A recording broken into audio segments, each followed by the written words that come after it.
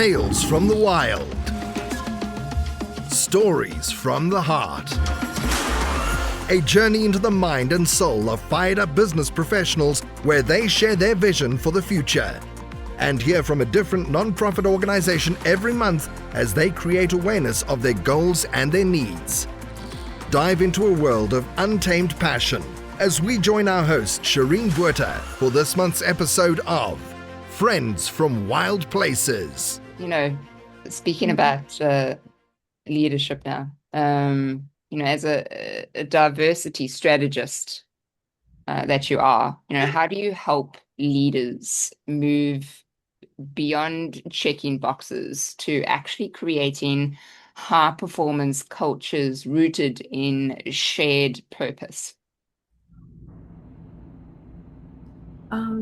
It's been a journey that I started unintentionally from the moment that I came to America. So I moved to America and people wanted to connect with me, friends, new friends. And so I noticed that one of the things that we have to do, one of the things that we can embrace is getting to know one another. It is so profound. The moment that you get to know one another and you find that there is common ground, and you find out as human beings, we all have the same desires, the same wishes, the same goals. We just express them differently because of our perspective comes from the way we grew up, from our family, from the society we grew up and we had the formative years, the schools we went to. So we bring all of those lenses, but those are also multiple realities.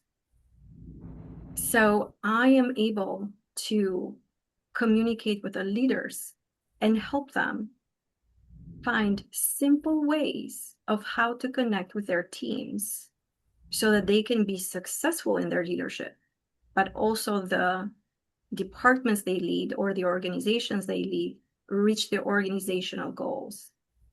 So there are a few things that I would teach the leaders in regards to diversity and inclusion and all of that comes with it, is get to know people from other cultures. I personally myself started working for Cleveland Clinic, and I found out that Cleveland Clinic was the United Nations of healthcare. They were people from so many other cultures, and I loved meeting them. I loved spending time with them. So maybe I was more open because I came from a different country and I was thirsty and really wanted to connect with others. So I made it a point to learn about the other cultures, about their traditions, what's important to them, what are some of their special holidays. And then another thing that I would teach the leaders is take your employees, take them to for a coffee, just have a conversation. See where they are. Also with leadership, and that can be with any other place that this can be followed, is what is the job description? And I am using job description as a figure of speech, but it can be something else. So how can we all be on the same page? A leader has to be on the same page with their employees. A leader also can take advantage of a diverse team. How? All these team members that are coming from different backgrounds and cultures, because it's not just culture, it's not just the diversity of culture, it's diversity of thought, background. All of them bring to the table a different dimension. So in our culture, as we know, in our world, we deal with complex issues. Complex issues need to be addressed with best addressed, I think, with a diverse team, because everybody brings a dimension. You don't have to research it. They are there. They're in your team. And so that's another thing.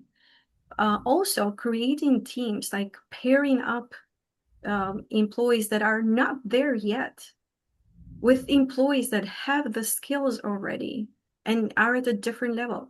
Bring them together. So everybody feels seen, recognized, they're working together for the same goal. And then you want to make sure that they're very clear about the goals. Sometimes leaders talk about performance, but they forget to share what these goals are. And when you share the goals with your team, they can't help but being excited about it. They feel like team members. So, in short, we want to make people feel recognized, feel seen, feel that they're making a difference, that they're creating impact, that there's room for professional growth for them.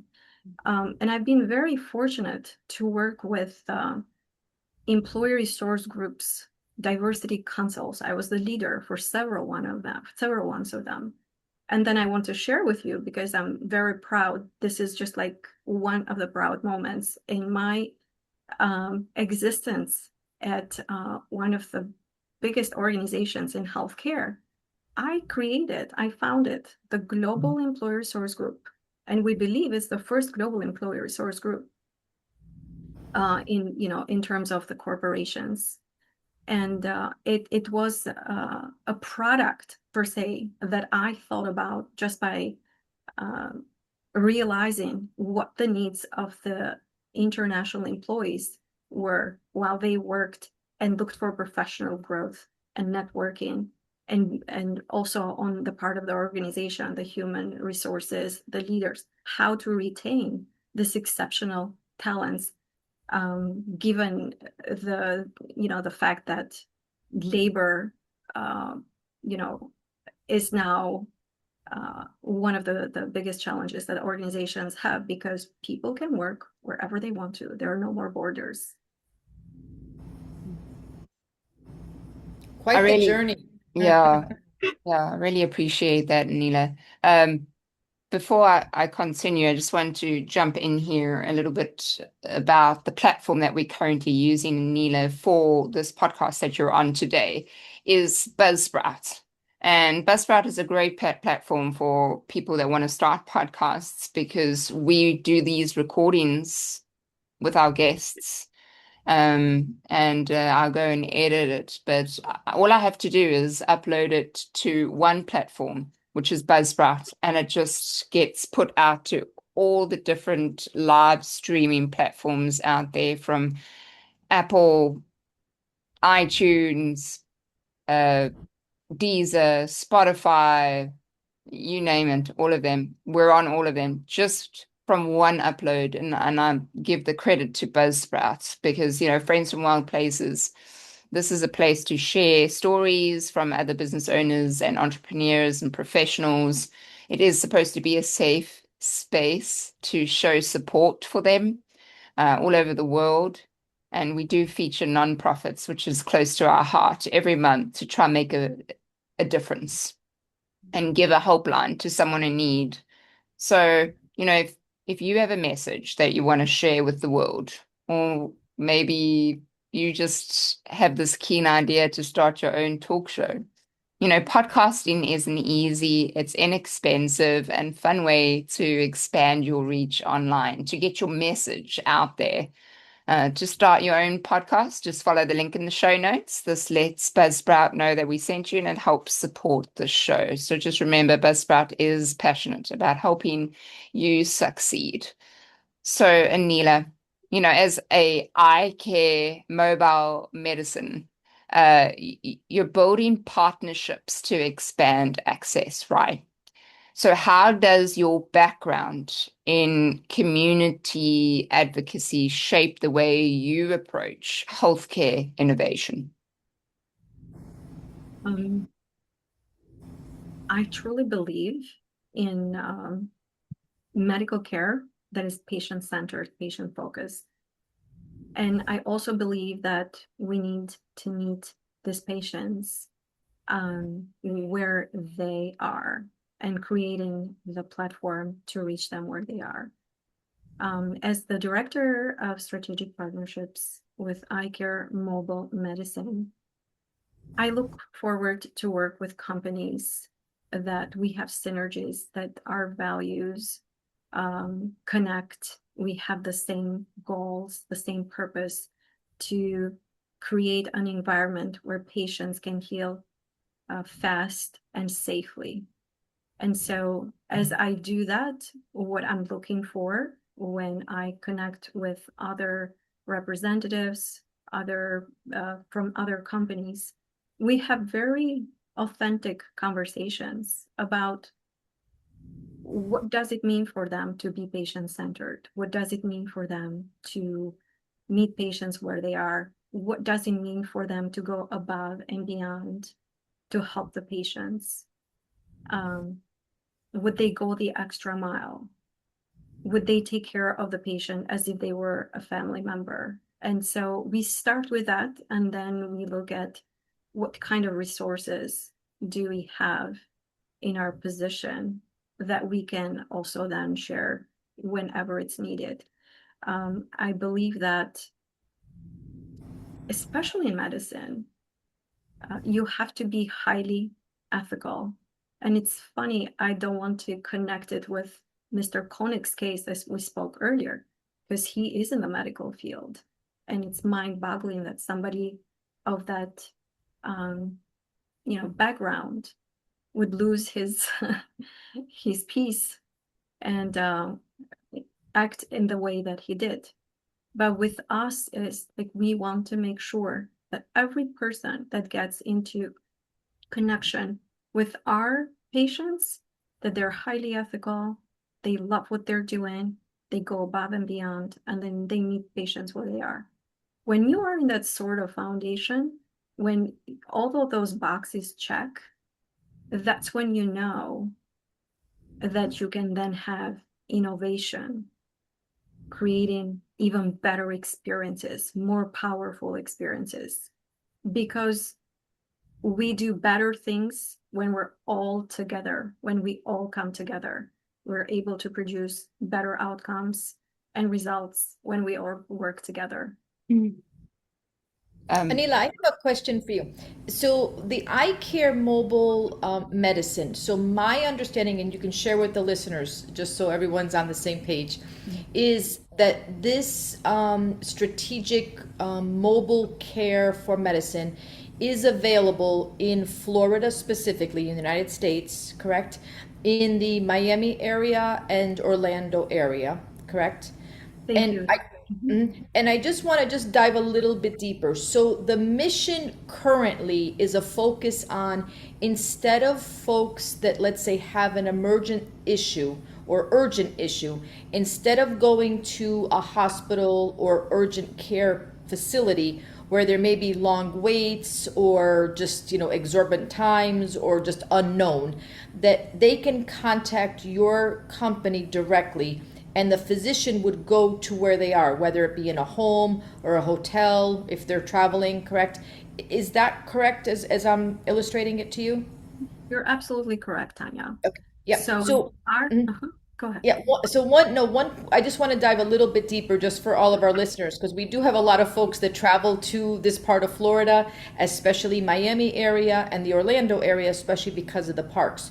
So if someone, let's say, is injured and the physician goes to the person's home or hotel, and let's say they need, for example, x-rays or MRI or additional things, how does that get worked up? For example, what would happen? Obviously the physician's not coming with their machines. So can you just walk us through, just so people can fully understand the picture as far as what service you provide? Thank you so much, Tanya. Thank you. That's a great question. Our organization provides mobile urgent care services to patients in the comfort of their home, hotel, offices, yachts, wherever the patients are. And we focus on the patients that have urgent care needs. Those are non-life-threatening, to where they need to go to the emergency room. And so our medical providers go to those locations, to the patient's location, equipped with the tools to address any issues that they have right there on the spot. For example, they bring with them injections, they bring with them IV fluids, they can do testing. So those are some of the things that the patients can take advantage of right there on the spot. In addition, we can prescribe medications for them to the pharmacy of their choice, somewhere close to where they are if they're guests. or for people that live in a neighborhood, in their pharmacy or neighborhood, wherever they like. We are open 7 days a week from 7 a.m. to midnight. Let's say, for example, a patient needs blood work or x-rays. So we can provide that too. Our team members can go to the patient's hotels, offices, yachts, wherever the patients are, and bring with them, all the tools that they need. For example, x-ray, ultrasounds, EKGs. We can do blood work, collect the blood work in the patient's location, and very conveniently drop it off at a lab where, it might be the lab of their choice. Within regards to MRIs, Tanya, we don't provide MRIs. I was told that they have started a service where MRIs now are mobile, but I think it's probably a big truck or something of that sort that can really house the MRI machines because they're so big. We cover Miami-Dade County, and Miami-Dade County has over 50 cities. We cover Broward, over 50 cities. We cover Orlando and Daytona. Those are the locations where anybody can take advantage of our services. We are Florida's top-rated mobile urgent care with 5-star reviews, over between 800 and 1,000 reviews. So we have left a good taste as patients have utilized our services. Thank you for that explanation, Anila. So just so I'm clear and our listeners are clear. So basically, I understand that the physician can go to the patient's location, home, office, or hotel if they are guests of Florida. And then should they require something else, that's also facilitated by the company, correct? If they need further testing, so it's like a holistic patient, right? You're not just saying, okay, well, now go to the emergency room. Like, you're completing that process if a patient would require more than what the team provides at the moment. Is that correct? So if there is something else that they need, we would definitely recommend them. There have been a couple of times where patients don't know how sick they are. So during the intake process, they don't necessarily show all the symptoms with us. So when we get there, it seems that they need to be in the emergency room. We would automatically refer them to the emergency room. We're more, Tanya, on the urgent care part on as needed basis. You need something. Let's say a lot of people experience food poisoning. We can take care of that. IV fluids, injections, medications, people feel amazing in a very short time. Some people may have pneumonia, or they believe they have pneumonia. So we would go there, evaluate them, order x-ray services, and then find out what's going on. But you always, just like you are in an urgent care, you go there, you get treated for that particular episode, and then follow up with your primary care physician. But to go to you, your question is so profound, because we also have organizations that use us for their services to where they want us to go and see their patients. So, but also with them, the goal is to help them with that urgent care need so that they are able to, for some people, they're able to fly back, take the plane, for some people to go to that very important meeting or to that very beautiful event that they have come to witness in Miami, and then just help them with the process. Understood. I have such a better, clear understanding of iCare Mobile Medicine, that it's in lieu of an urgent care as opposed to in lieu of quote unquote an emergency room. I understand that your services can maybe overlap if it's something, for example, let's say major equipment necessary. But I understand, like, people, like, again, an immediate need, food poisoning, maybe like just a triage of some sort, getting them better, getting them back out into the community. So I get a much clearer vision of iCare Mobile Medicine. That's wonderful. Yeah, that's a great question, Tanya. Thank you so much for asking that. Yeah, Anila, I love how you speak about patients, meeting them where they are. I think it's really important nowadays because we've really gotten into a season where we have to advocate for ourselves to the actual doctors that are looking at us. And for so a lot of us, we struggle because we don't feel heard from the doctors that are seeing us. And I love that, to actually meet the patient where they are, hear them, because other than the doctors, they probably know the best about their own bodies as well. Then, you know what I mean? Then obviously the doctors and their professions, because they've studied it. But there's some things that we as humans know about ourselves and our bodies, and we might have an inkling of something that we would really want tested. They should hear that part out. So I digress again, but I love what you said then. So that's what triggered me to talk about that, because it is so important to meet a patient where they are. So more on your writing, Anila, you have a degree, am I right, in literature and write fiction, is that correct? It's in Albanian language and literature. Okay, right. How has the art of storytelling helped you become a better bridge builder in the corporate world? And I have to tell you, that's a great question. I love that question. Sometimes I believe a part of what I brought into the American culture is my desire, my pleasure. Like, I get pleasure of speaking with others, but then telling stories. A part of myself is an educator. So I have a degree in teaching as well. So imagine putting the educator hat on and then the writing hat on. I think every time I speak with someone or every time I share a story, sometimes I say to myself, you're taking too long. Just get to the point. But as a writer, I'm painting a picture, and I'm painting a picture of whatever that event is. Even just saying, I woke up this morning. I will go on and on and on about how I got up this morning. And so my experience started in Cleveland with, being involved with corporations, being involved with organizations, the nonprofit world, that made a difference in the lives of the different communities.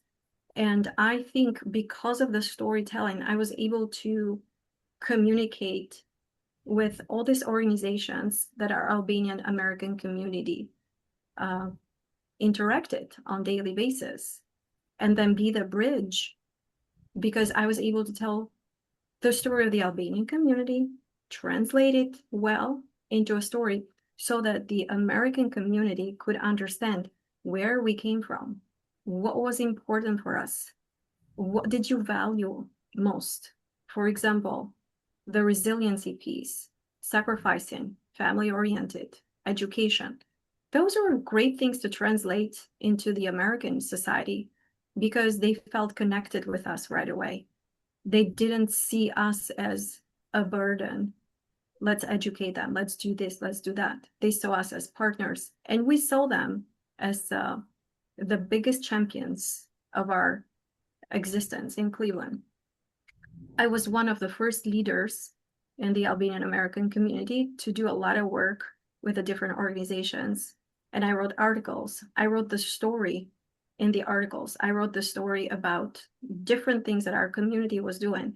I wrote the story about the mayor of one of the cities that the majority of the Albanians lived, Mayor Tom George, who has since passed away. But he was a champion of the Albanian American community. We created programs so that we can tell the Albanian American community that they were very welcomed. And here are the resources. You have the resources in Albanian and in English. Here they are. But we told stories. And I told stories when I made it to other organizations where I was a board member of nonprofit organizations. I always told a story. And I think stories have power Stories impact people, stories move people, stories make people hear and feel the emotion. And that's what we want, because I think it's very easy with the fast pace of our world today, with all the social media, that our attention span has gone down. But having the ability to tell the story and connect with people makes a difference. And I am now in the process of, which has taken me a lot to come to this point, that I'm going to start writing my first book, my first novel. And thank you. And I started the process when I was in Albania. So it's taken me a couple of decades of detouring, learning, growing, connecting with people, learning about people from other cultures. And I can't wait to tell that story. Amazing. I can't wait to read it. I can't wait to read it. Me as well, yeah. It's amazing. Tune in next week for part 3 of Friends from Wild Places. You've been listening to Friends from Wild Places with Shireen Bueta. Be sure to subscribe to the podcast from the links to catch every episode and unleash your passion.